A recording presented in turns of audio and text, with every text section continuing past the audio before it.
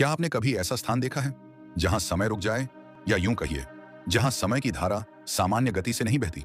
उत्तराखंड की वादियों में एक ऐसी ही रहस्यमयी गुफा है, वशिष्ठ गुफा। क्या यह भारत का पहला टाइम ट्रैवल जोन है?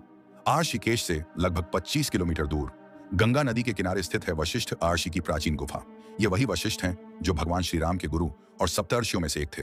कहा जाता है यहां उन्होंने हजारों वर्षों तक ध्यान किया। लेकिन इस गुफा की सबसे रहस्यमयी बात है समय का अनुभव। साधक कहते हैं जब वे यहां ध्यान में बैठते हैं तो समय जैसे थम सा जाता है, या फिर अजीब तरीके से तेजी से बीत जाता है। क्या यह केवल ध्यान की शक्ति है, या कुछ और?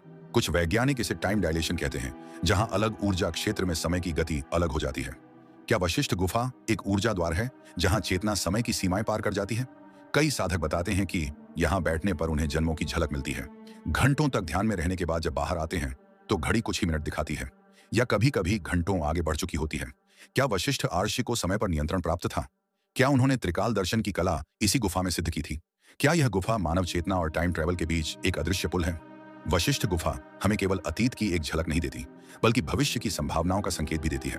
क्योंकि जहां समय रुकता है वहीं से रहस्य शुरू होते हैं। क्या आपने कभी वशिष्ठ गुफा का अनुभव किया है?